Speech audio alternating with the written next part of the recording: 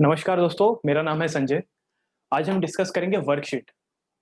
Worksheet क्या है कि ये टीचरों द्वारा दिया जा रहा है, गवर्नमेंट स्कूल के टीचरों द्वारा दिया जा रहा है ताकि वो बच्चे इनको सॉल्व कर पाएँ। क्योंकि अभी ऑनलाइन का टाइम चल रहा है और मतलब पैंडेमिक फैला हुआ है, तो अभी ऑफलाइन क्लास लेने का मतलब थोड़ा रिस्क है। तो इसी वजह से कुछ वर्कशीट दिए जा रहे हैं कुछ टीचरों द्वारा ताकि आप इनको सॉल्व कर सकें घर में बैठे हुए। लेकिन कुछ बच्चे हैं जिनको ये वर्कशीट सॉल्व करने में प्रॉब्लम आ रही है। हो सकता है कि उनका कांसेप्ट क्लियर ना हुआ हो, ठीक है ना? कुछ भी रीज़न हो सकता है। तो उन्हीं तरह के सारे प्रॉब्लम को आज हम इस वर्कशीट में डिस्कस करेंगे मतलब इस क्लास में डिस्कस करेंगे। पूरी वर्कशीट के प्रॉब्लम को इस क्लास में डिस्कस करेंगे, ठीक है? अच्छा, क्या-क्या डिस्कस किया जाएगा? तो देखो, डिस्कस काफ़ी सारी चीज़ की जाएँगी, प्रॉब्लम तो करी जाएँगी जो कि आपके वर्कशीट में दिया हुआ है। साथ ही साथ मैं कुछ कंसेप्ट भी बताऊँगा जो कि उससे रिलेटेड होंगे, जो कि शायद आपके वर्कशीट में ना दिया गया हो और आपको उसकी ज़रूरत पड़ी हो, तो वो सारी चीज़ देखेंगे। देखो, सबसे पहले मैं वार्निंग दे देता हूँ कि यार ये वीडियो पूरी तरह से एक गाइडेड वीडियो होने वाली है, यानी कि यहाँ पर सिर्फ आपको गाइड दी जाएगी।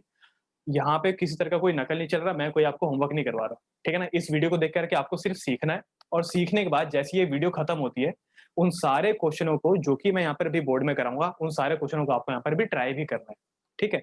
तो स्टार्ट करते हैं। तो देखो, आज का जो वर्कशीट है, वो आपके सर्कल चैप्टर से रिलेटेड है। अब सर्कल किसे कहते हैं, पहले तो मैं सर्कल की डेफिनेशन बता देता हूँ। सर्कल यानी कि अगर कोई आपसे पूछे कि सर्कल किसे कहते हैं, तो सिंपल आप बताना कि यार उन सारे के सारे पॉइंट्स का कलेक्शन, उन सारे के सारे पॉइंट्स का कलेक्शन जो कि एक फिक्स्ड पॉइंट से इक्वल डिस्टेंस पर हो। उन सारे के सारे बिंदुओं का समूह जो कि एक फिक्स्ड पॉइंट से इक्वल डिस्टेंस यानी कि यार बराबर-बराबर की दूरी पर आ रहा हो। अगर आप उन सारे के सारे पॉइंट्स को अगर आप कलेक्ट करोगे और उनको एक कर्व किसी के साथ जोड़ दोगे, तो जो फिगर आपको मिलेगी, उसी फिगर को हम कहते हैं सर्कल। सर्कल में अगर आप ये बाउंड्री देख पा रहे हो, मतलब कि अगर आप ये कर्व देख पा रहे हो, तो इसे हम कहते हैं सर्कल की बाउंड्री, ठीक है ना? तो ये सर्कल की बाउंड्री होती है। और ये जिसको मैं बार-बार फिक्स्ड पॉइंट कह रहा हूँ, इसे हम कहते हैं सर्कल का सेंटर, ठीक है? इसे हम कहते हैं सर्कल का सेंटर। और ये बार-बार जो मैं कह रहा था ना कि यार सारे के सारे पॉइंट्स एक फिक्स्ड पॉइंट से बराबर-बराबर की दूरी पर है। बराबर-बराबर दूरी के बोलने का मतलब है कि यार ये पॉइंट यहाँ से और ये पॉइंट यहाँ से, ये दोनों के दोनों आपके सेंटर से इक्वल-इक्वल डिस्टेंस पर लाई कर रहे हैं। तो ये जो भी इक्वल डिस्टेंस है ना, इसी इक्वल डिस्टेंस को नाम दिया जाता है क्या? रेडियस, और हिंदी में बात करें तो त्रिज्या, ठीक है? तो सारे पॉइंट्स का कलेक्शन जब एक फिक्स्ड पॉइंट से इक्वल इक्वल डिस्टेंस पर आ रहा हो, तो उसी फिगर को हम कहते हैं क्या? सर्कल। तो ये सर्कल कंप्लीट हो गया। जिस फिक्स्ड पॉइंट की हम बात कर रहे थे उसे हम कहते हैं सर्कल का सेंटर। और जिस बाउंड्री की हम ओ सॉरी हाँ ये रहा, जिस इक्विडिस्टेंट की हम बात कर रहे थे उसे हम कहते हैं सर्कल का रेडियस। बाउंड्री यानी कि केंद्र, सर्कल का केंद्र, सर्कल का सेंटर, और रेडियस यानी कि सर्कल की त्रिज्या। तो यहाँ तक क्लियर है हमारा? चलो सही है। अब देखो, क्या है कि सर्कल से रिलेटेड कुछ टर्म्स हैं, ठीक है ना? कुछ डेफिनेशन है जो कि आपको 10th क्लास में पढ़नी है। वैसे 9th क्लास में भी आपने काफी सारी चीजें पढ़ी है, जैसे कि यार कॉर्ड हो गया, सीकेंट हो गया, ये आपने 9th क्लास में भी पढ़ा हुआ है। लेकिन 10th क्लास में आपको एक और एक्स्ट्रा चीज पढ़नी है। पहले हम 9th क्लास रिकॉल कर लेते हैं क्या था।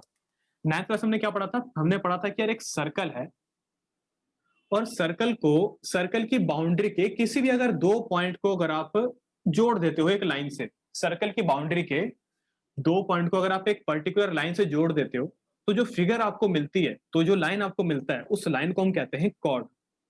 यानी कि ये जो लाइन है जो कि यार पॉइंट ए से स्टार्ट होता है, पॉइंट बी पे एंड होता है, इन दोनों को जोड़ने का जो काम कर रहा है, इसे हम कहते हैं कॉर्ड। ध्यान दीजिएगा कि यार ये सिर्फ सर्कल की बाउंड्री के दो पॉइंट्स को कनेक्ट करता है। एक लाइन और होती है जो कि सर्कल की बाउंड्री के दो पॉइंट्स को कनेक्ट करती है, लेकिन वो सिर्फ कनेक्ट ही नहीं करती, वो सर्कल की बाउंड्री को इंटरसेक्ट भी कर रही होती है। जैसे कि ये एक लाइन आई और उसने सर्कल की बाउंड्री को दो पॉइंट पर इंटरसेक्ट कर लिया, तो लेट्स सपोज कि ये वाला पॉइंट पी है और ये वाला पॉइंट पी है, क्यू है। इंटरसेक्ट यानी कि काट दिया, ठीक है? तो ये जो लाइन है इसको हम कहेंगे कॉर्ड, और ये लाइन इसे हम कहेंगे सीकेंट, ठीक है? तो ये हो गया हमारा कॉर्ड और ये हो गया हमारा सीकेंट, ठीक है? अच्छा, एक लाइन और है जो सर्कल के ऊपर बनाई जाती है, वह ये। अच्छा, कॉर्ड क्या कर रहा है? कॉर्ड सर्कल की बाउंड्री के दो पॉइंट को कनेक्ट करता है। सीकेंट क्या करता है? सीकेंट सर्कल के दो बाउंड्री के दो पॉइंट को इंटरसेक्ट करता है। अब बात आती है एक और लाइन की, लेकिन ये ध्यान सुना, ये कर क्या रहा है? इसको यहां बनाना ठीक नहीं रहेगा, यहां बनाते हैं इसको, ठीक है? ये क्या कर रहा है? ये असल में सर्कल की बाउंड्री के एक पॉइंट को टच करके जा रहा है। अच्छा, ये हम पॉइंट मान लेते हैं एक्स।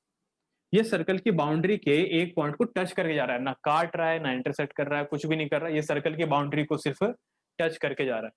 तो जो लाइन सर्कल की बाउंड्री के एक पॉइंट को, ध्यान सुना, बाउंड्री में लगने वाले एक पॉइंट को टच करके जाए, तो उस लाइन को हम कहते हैं टेंजेंट। तो यानी कि ये जो लाइन जो सर्कल को टच करके जा रही है, इसे हम कहते हैं टेंजेंट। अगर हिंदी की बात करें तो इसे हम कहते हैं स्पर्श रेखा। ठीक है, तो ये हो गया कॉर्ड, बाउंड्री को कनेक्ट करने वाला, सेकेंड इंटरसेक्ट करने वाला, और टेंजेंट जो छू कर जाता है, स्पर्श करके जाता है, तो इसे क्या कहते हैं, स्पर्श रेखा या फिर टेंजेंट। ठीक है, यहाँ तो हो गया। अब टेंजेंट से रिलेटेड दो थ्योरम्स हैं इस चैप्टर में, ठीक है, उसको शॉर्ट में निपटा देते हैं फटाफट से। टेंजेंट से रिलेटेड दो थ्योरम है, तो सबसे पहली थ्योरम है तुम्हारी ये, क्या है, थ्योरम नंबर 1। क्या है सर्कल की सबसे पहली थ्योरम? और ध्यान दिया जाए तो सर्कल की जो सबसे पहली थ्योरम और दूसरी थ्योरम है, वो दोनों ही आपके वर्कशीट में मेंशन है, तो हम दोनों को ही देखेंगे। तो सबसे पहली थ्योरम के बारे में बात करते हैं। सबसे पहली थ्योरम है आपके पास ये, इसको मैं फिगर के जरिए समझाता हूँ। है कि एक सर्कल आपको दिया हुआ है, ये रहा सर्कल, और एक टेंजेंट है। टेंजेंट क्या करता है? टेंजेंट सर्कल की बाउंड्री को एक पॉइंट पर टच करके जाता है, ठीक है ना। अच्छा, एक और बात, थोड़ा दिमाग लगाओगे तो आपको पता लगेगा कि टेंजेंट हमेशा क्या करता है, टेंजेंट हमेशा सर्कल की बाउंड्री को एक पॉइंट पर टच करके जाता है। अब सर्कल की बाउंड्री में कितने सारे पॉइंट होते हैं? सर्कल की बाउंड्री में होते हैं बहुत सारे पॉइंट। अगर अंग्रेजी में बात करें तो इनफाइनाइट नंबर ऑफ पॉइंट्स। तो इनफाइनाइट नंबर ऑफ पॉइंट्स का कलेक्शन होता है सर्कल की बाउंड्री में, और एक टेंजेंट एक पॉइंट से पास होता है। समझे, ध्यान सुनना, एक टेंजेंट एक पॉइंट से पास होता है और सर्कल की बाउंड्री में इनफाइनाइट नंबर ऑफ टेंजेंट है, यानी कि इनफाइनाइट पॉइंट्स के लिए इनफाइनाइट नंबर ऑफ टेंजेंट है। यही सेम टू सेम सवाल यहां पर भी दिया गया है वर्कशीट में। क्या दिया गया है कि यार अगर आपके पास एक सर्कल है, तो आप सर्कल में कितने सारे टेंजेंट बना सकते हो? तो क्योंकि सर्कल की बाउंड्री में इनफाइनाइट नंबर ऑफ पॉइंट्स हैं और हर एक पॉइंट के लिए टेंजेंट बनाया जाता है, तो infinite number of point, therefore infinite number of tangents. जितने सारे पॉइंट्स उतने सारे टेंजेंट्स। ठीक है, तो ये तो हो गया। अब टेंजेंट से रिलेटेड सबसे पहली थ्योरम है तुम्हारे पास ये, क्या कि ये हो गई तुम्हारे पास टेंजेंट। इसको हम नाम दे देते हैं एक्स और वाई। ठीक है, इसको हमने नाम दे दिया एक्स और वाई। अब ध्यान देना, थ्योरम है ये कि यार जब भी टेंजेंट सर्कल को एक पॉइंट पे टच करके जाएगी, तो लेट सपोज सर्कल का सेंटर है O और ये जो पॉइंट है इसको मान लेते हैं P। तो जब भी टेंजेंट सर्कल को एक पॉइंट पे टच करके जाएगी, तो जिस पॉइंट पे टच करके जाती है सबसे पहले तो उसका नाम होता है, उसे हम कहते हैं पॉइंट ऑफ कांटेक्ट। ठीक है ना, जिस पॉइंट पे टेंजेंट सर्कल को टच करके जाती है उस पॉइंट को हम कहते हैं पॉइंट ऑफ कांटेक्ट, यानी कि एक ऐसा पॉइंट है जहां पे सर्कल का टेंजेंट और सर्कल दोनों आपस में कांटेक्ट में आते, तो इसे हम कहेंगे पॉइंट ऑफ कांटेक्ट। ठीक है, तो थ्योरम है कि यार जब भी टेंजेंट सर्कल को टच करके जाती है, तो at the point of contact, वो सर्कल के रेडियस के साथ 90 डिग्री का एंगल बनाती है। क्या है कि जब भी टेंजेंट सर्कल को एक पॉइंट पर टच करके जाती है, वो सर्कल के रेडियस के साथ 90 डिग्री का एंगल बनाती है। ये थ्योरम है सिंपल सी। अब इसको प्रूव करना है, कैसे करें इसको प्रूव? इसको प्रूव करने के लिए एक बहुत ही छोटा सा एक कंसेप्ट है जो कि हमने इससे पिछली क्लास में पढ़ा था। क्या पढ़ा था? हमने पढ़ा था कि यार एक पॉइंट और एक लाइन के बीच का डिस्टेंस क्या होता है? अच्छा देखो, एक पॉइंट और एक लाइन के बीच में तो देखो वैसे तो कई सारे डिस्टेंस होते हैं। ये भी एक तरह का डिस्टेंस होता है, ये भी एक तरह का डिस्टेंस होता है, लेकिन इतने सारे डिस्टेंस को हमको कंसिडर नहीं करना। हमको कौन सा डिस्टेंस लेना है? हमको सिर्फ उन्हीं डिस्टेंस को मानना है जो कि पॉइंट और एक लाइन के बीच का सबसे छोटा डिस्टेंस बताता हो। एक पॉइंट और एक लाइन के बीच का जो सबसे छोटा डिस्टेंस होता है उसे हम कहते हैं परपेंडिकुलर डिस्टेंस। तो यानी कि ये जो पॉइंट है और ये जो लाइन है, अगर मेरे को इसका एक सबसे छोटा डिस्टेंस बनाना होगा ना, तो वो सबसे छोटा डिस्टेंस कहलाएगा इसका क्या? Perpendicular distance. ठीक है, तो यहां पर भी इसी कंसेप्ट का यूज होगा इस चीज को प्रूव करने के लिए। क्या है इस कंसेप्ट का प्रूफ? कि अगर आपको प्रूफ करना है कि at the point of contact circle का रेडियस सर्कल के टेंजेंट के साथ 90 डिग्री का एंगल बनाना है, तो आप सिंपली ये प्रूफ कर दो कि ये जो ओपी है, ओ से लेकर के पी तक की जो लेंथ है, ये सबसे छोटी डिस्टेंस है, ये सबसे छोटी लेंथ है। अगर ये सबसे छोटी लेंथ साबित हो गई, तो अपने आप ही क्या हो जाएगा?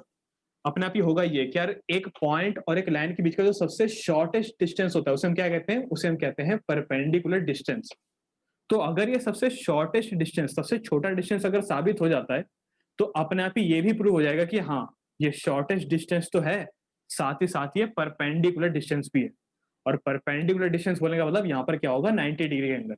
और अगर एक बार यहाँ पर 90 डिग्री अगर आपने प्रूफ कर दिया तो आपने थ्योरम भी प्रूफ कर दी। क्या है थ्योरम? कि at the point of contact circle का रेडियस सर्कल के टेंजेंट के साथ 90 डिग्री के एंगल बनाता है या फिर परपेंडिकुलर होता है। तो यहाँ पर परपेंडिकुलर प्रूफ करना ही मेन मोटिव है। सही है, तो आप इसको प्रूफ करते हैं, इसको मैं हटा रहा हूँ। ठीक है, तो क्या करूं, इसको सबसे छोटा प्रूफ कर दो। अब दूसरा सबसे बड़ा सवाल आता है कि इसको सबसे छोटा कैसे प्रूफ किया जाए।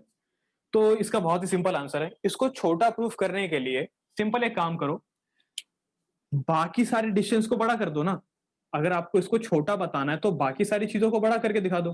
ठीक है, तो अब मैं बाकी सारी चीजों को बड़ा करके कैसे दिखाऊं? सिंपल है, अभी तो यहां से ओ से लेकर के पी तक का डिस्टेंस है। हम एक काम करते हैं, एक दूसरा डिस्टेंस बना लेते हैं यहां पर और यहां पर और एक यहां पर भी। ठीक है ना, इसको मान लेते हैं क्यू आर और ये एस। तो मैंने क्या करा कि यार ओ से क्यू को कनेक्ट कर दिया, ओ से आर को कनेक्ट कर दिया और ओ से एस को भी कनेक्ट कर दिया। ठीक है, ओ से पी को तो कनेक्ट कर ही रखा था, ओ से क्यू को भी कनेक्ट करा, ओ से आर को भी कनेक्ट करा और ओ से एस को भी कनेक्ट किया। अब क्या करना है? अब कुछ नहीं, अभी आपके पास एक पॉइंट से एक लाइन के बीच में तीन डिस्टेंस मिल रहे हैं। कौन कौन से तीन डिस्टेंस है? पहला है ओ से पी, दूसरा है ओ से क्यू, तीसरा है ओ से आर, चौथा है ओ से एस। अगर ये बाकी सारे distance O Q O R और ओ एस अगर मैं प्रूव कर दूं कि यार ये बाकी सारे डिस्टेंस अगर छोटे डिस्टेंस है, यानी ओ सॉरी लॉन्गेस्ट डिस्टेंस है एज कम्पेयर टू ये ओपी, तो अपने आप ही ये प्रूव हो जाएगा क्या कि हाँ यार अगर बाकी सारे लॉन्गेस्ट डिस्टेंस है यानी कि लार्जर डिस्टेंस है तो अपने आप यार ओपी आपका शॉर्टेस्ट डिस्टेंस प्रूव हो जाएगा। और अगर एक बार अगर आपका ओपी शॉर्टेस्ट डिस्टेंस प्रूव हो गया तो अपने आप ये परपेंडिकुलर डिस्टेंस भी हो जाएगा। अब कैसे करें? तो आप इसको आगे करते हैं। तो ये तो हो गया हमारा, अब आगे देखो क्या है। अब ये और ये पॉइंट हम मान लेते हैं। ठीक है ना, ये कौन सा पॉइंट है? ये ऐसे पॉइंट है जहां पर सर्कल को इंटरसेक्ट किया जा रहा है। ठीक है, तो ये थोड़ा सा एक छोटा सा पॉइंट दिख रहा है तुमको, इसको मान लेते हैं जैसे ए बी सी कहीं भी नहीं माना तो इसको मान लेते हैं ए बी और ये पॉइंट हो गया हमारा सी। ठीक है, अब ये है इसका प्रूफ। सबसे पहले तो यार जब भी आप इस तरह के थ्योरम को प्रूव करो तो हमेशा तीन चीजें लिखे करो। सबसे पहला गिवन, तो क्वेश्चन में गिवन क्या दिया हुआ है? तो क्वेश्चन में दिया हुआ है सर्कल विथ सेंटर ओ, तो ये पहली चीज दी मैंने। और दूसरी चीज क्या गिवन है हमको? कि सर्कल का टेंजेंट भी हमको गिवन है। तो एक्स वाई आपका टेंजेंट है, तो X Y is a tangent, X Y is a tangent to the circle with point of contact, point of contact at P. तो ये टेंजेंट है आपका एक्स वाई और ये सर्कल को कहां पे टच कर रहा है? पॉइंट पी पे। तो ये आपका पी कहां हो गया? पॉइंट पी हो गया आपका पॉइंट ऑफ कॉन्टैक्ट। ठीक है, अब बात करते हैं टू प्रूफ की। तो क्या प्रूफ करना है हमको? तो कुछ नहीं, सिंपल सी चीज प्रूफ करनी है कि OP is perpendicular to tangent X Y. OP tangent X Y के ऊपर परपेंडिकुलर बना रहा है। ठीक है, कैसे प्रूफ करें? अच्छा, हमने क्या करा कि यार अगर आपको ये हरी वाली लाइन दिखाई दे रही है तो यहाँ पर हमने कंस्ट्रक्शन भी करी है, तो ये कंस्ट्रक्शन भी लिखना जरूरी होता है। तो कंस्ट्रक्शन, क्या कंस्ट्रक्शन करिए? कंस्ट्रक्शन कराए कि यार ओ से एस को कनेक्ट किया है, ओ से क्यू को कनेक्ट किया है, ओ से आर को कनेक्ट किया हुआ है। तो यहाँ पे लिखना let Q R and S be points on circle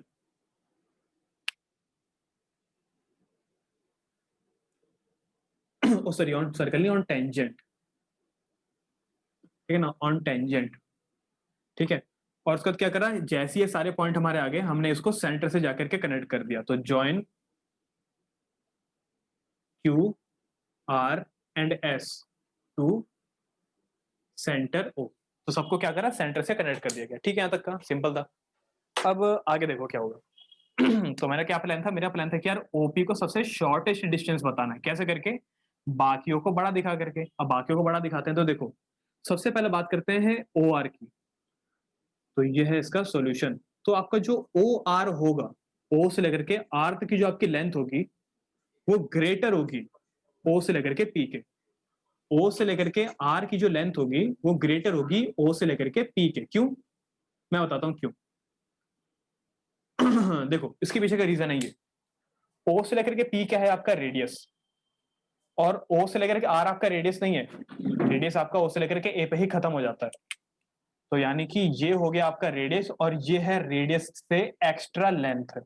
यानी कि ओपी क्या है, ओपी तो बस आपका सिंपल रेडियस है, ओ से लेकर के पी सिंपल रेडियस हो गया, लेकिन इसके पास है रेडियस से थोड़ा एक्स्ट्रा लेंथ भी है। कितना एक्स्ट्रा लेंथ है इसके पास, तो इसके पास ए से लेकर के आर तक का एक्स्ट्रा लेंथ है। तो यहाँ पे लिखो कि ओ आर ओपी से बड़ा इसलिए है क्योंकि ओ आर के पास एक एक्स्ट्रा लेंथ है रेडियस से। कितना एक्स्ट्रा लेंथ है, तो ए आर, तो रेडियस से ए आर लेंथ इसके पास एक्स्ट्रा है। और क्योंकि ओपी तो खुद रेडियस के बराबर है, तो क्योंकि यार ओपी खुद रेडियस के बराबर है, और अगर आप रेडियस में कुछ ऐड करके नई लेंथ को इससे कंपेयर करोगे तो ऑब्वियसली यार ये ओ आर तो बड़ा ही आएगा। तो therefore O R is greater than OP. अब अगला देखते हैं क्या है, अगला है आपका ओ क्यू, ओ से लेकर के क्यू। तो ओ से लेकर के क्यू भी तुम्हारी रेडियस से एक्स्ट्रा लेंथ ही है। क्यों, क्योंकि यार रेडियस तो ओ से बी पे ही खत्म हो जाती है, बी से लेकर के क्यू तो एक एक्स्ट्रा लेंथ है, यानी कि यार ओ क्यू भी बड़ा हो गया। तो यहाँ पे लिखो कि यार O Q is also greater than OP. क्यों, क्योंकि यार ओ क्यू के पास रेडियस से थोड़ी एक्स्ट्रा लेंथ है। कितनी एक्स्ट्रा लेंथ है इसके पास, बी क्यू, तो इसके पास बी क्यू लेंथ जो है वो एक्स्ट्रा है। तो अगर उसके पास रेडियस से थोड़ी सी भी लेंथ अगर एक्स्ट्रा होगी तो यार रेडियस से बड़ी मानी जाएगी, तो यार आपका ओ क्यू भी बड़ा हो गया। अब लास्ट देख लेते हैं हम अपना ओ एस। ओ एस ये भी आपके ओपी से ग्रेटर ही होगा। क्यों होगा, वो इसलिए क्योंकि यार इसके पास भी रेडियस से एक्स्ट्रा लेंथ है। कितना एक्स्ट्रा लेंथ है इसके पास, तो सी एस, ये सी से लेकर के एस आपका एक्स्ट्रा लेंथ है। तो ये भी वहां पे मेंशन कर दो कि कि ओ एस जो है वो भी आपके पास एक्स्ट्रा लेंथ कैरी करता है रेडियस से, कितना, सी एस टाइप का। तो ये जितने भी मैंने सारे डिस्टेंस बनाए थे, ओ आर, ओ एस और ओ पी, ओ सॉरी, ओ क्यू, ठीक है, ये जितने सारे हमने डिस्टेंस बनाए थे कौन कौन से, ओ आर, ओ क्यू और ओ एस, ये सारे के सारे आपके ओपी से बड़े। O R, O Q and O S are, O R, O Q and O S are longer या फिर लार्जर, जो मर्जी बोल दो, longer than OP. O R, O Q और ओ एस आपके ओपी से बड़ी लेंथ है। तो अगर ये सारी की सारी ओपी से अगर बड़ी लेंथ है तो इसका क्या मतलब हुआ, hence OP is shortest length. ठीक है ना, ओपी क्या हो गया आपका, शॉर्टेस्ट लेंथ हो गया। और सबको पता है यार, एक पॉइंट और एक लाइन के बीच का जो सबसे शॉर्टेस्ट लेंथ होता है, सबसे शॉर्टेस्ट डिस्टेंस होता है, उसे हम कहते हैं परपेंडिकुलर डिस्टेंस। तो हमने ओपी को सबसे छोटा डिस्टेंस साबित कर दिया। तो अगर आपका ओ से पी अगर सबसे छोटा डिस्टेंस है तो ओपी आपका परपेंडिकुलर डिस्टेंस भी है। अगर ये छोटा डिस्टेंस भी है तो ये परपेंडिकुलर डिस्टेंस भी है। तो ऑल्सो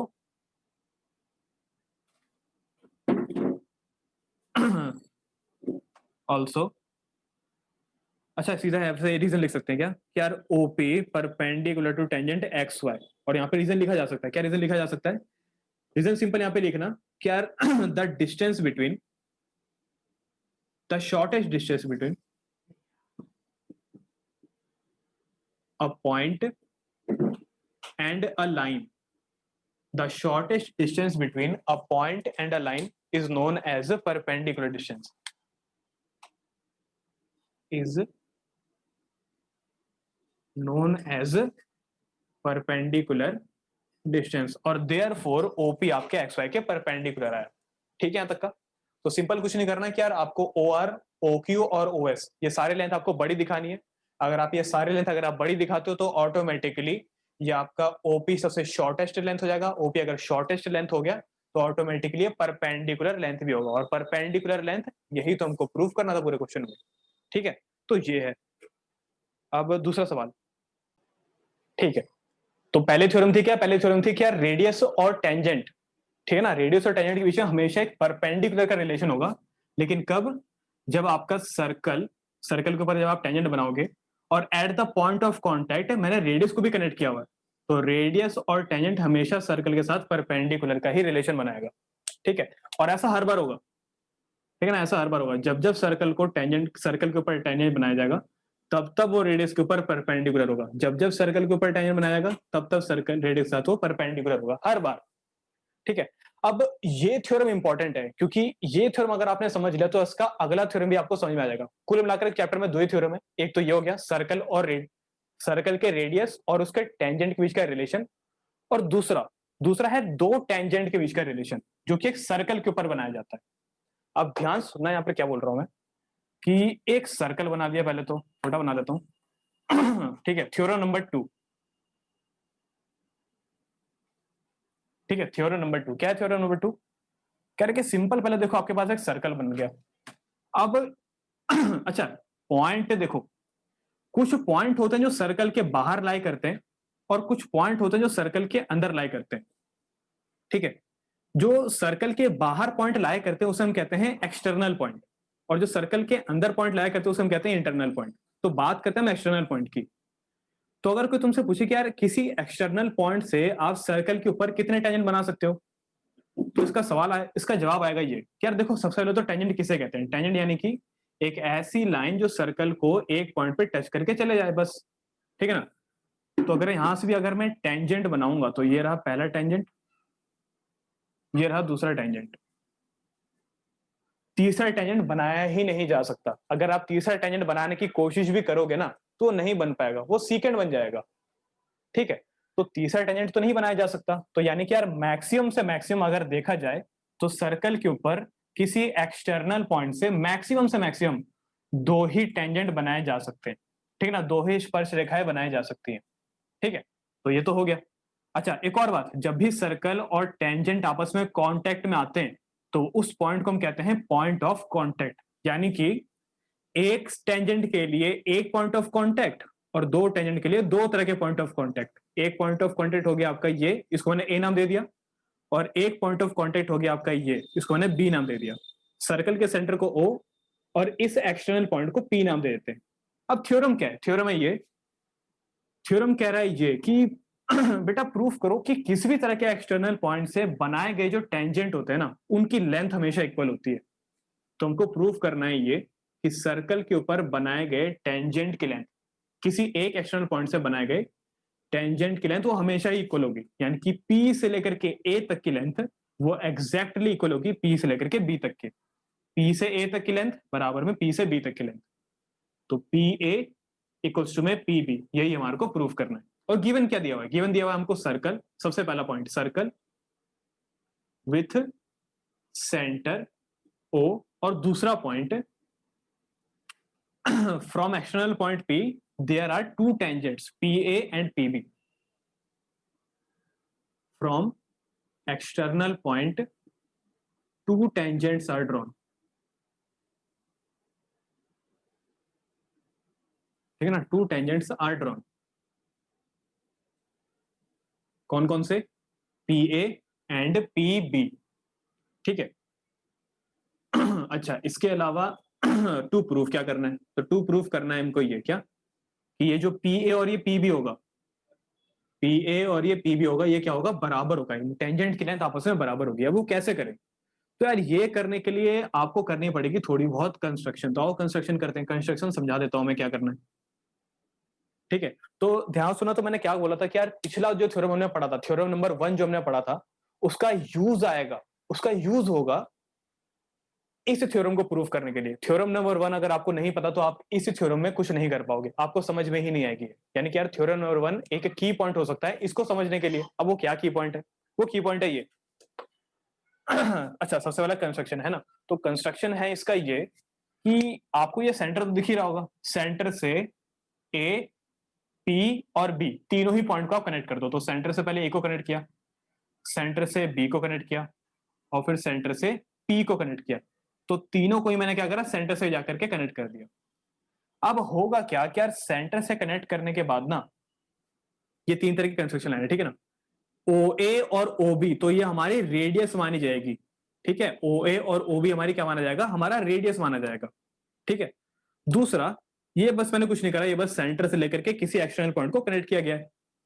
अब अगर मैं इस पूरी फिगर को अगर ध्यान से देखूं तो यहां पर ना दो तरह के ट्रायंगल बन रहे हैं। इस पूरी फिगर को अगर आप ध्यान से देखो तो दो तरह के ट्रायंगल बन रहे हैं। कौन कौन से दो तरह के ट्रायंगल? ए ओ पी और बी ओ पी। तो दो तरह के ट्रायंगल बनाए जा रहे हैं, ए ओ पी और ट्रायंगल बी ओ पी। करना क्या है?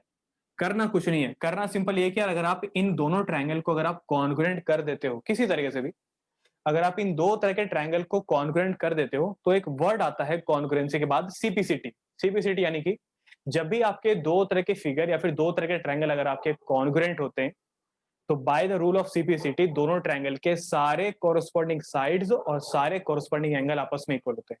यानी कि अगर मैंने किसी तरह से अगर इन दोनों ट्रायंगल को कॉन्ग्रुएंट कर दिया, तो बाय सीपीसीटी रूल इस ट्रायंगल के सारे कोरस्पॉन्डिंग साइड इस ट्रायंगल के सारे कोरस्पॉन्डिंग साइड के बराबर होंगे और इसके सारे एंगल इसके सारे कोरस्पॉन्डिंग एंगल के बराबर होंगे।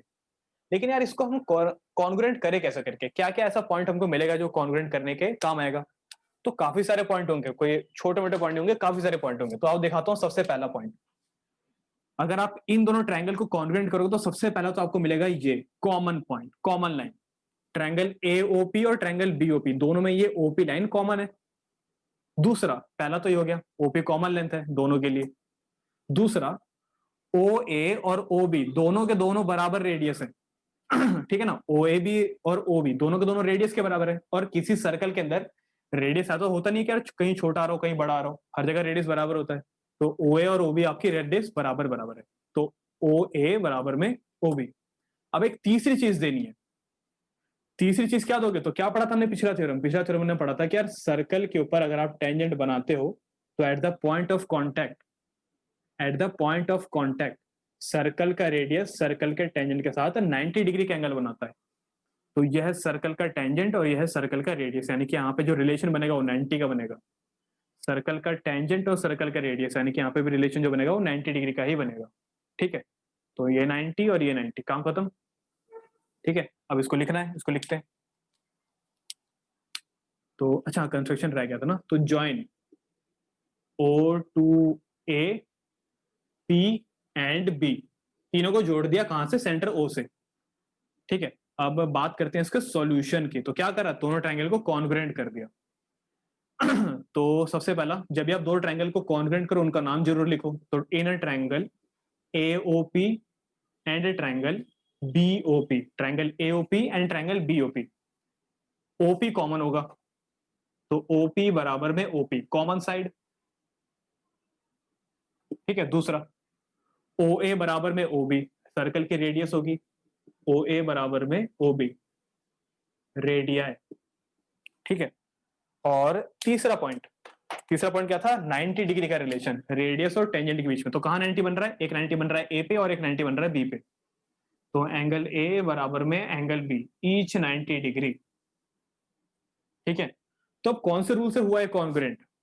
तो यहां पे जिस तरह का रूल हुआ है कॉन्ग्रुएंट के लिए उसे हम कहते हैं आरएचएस।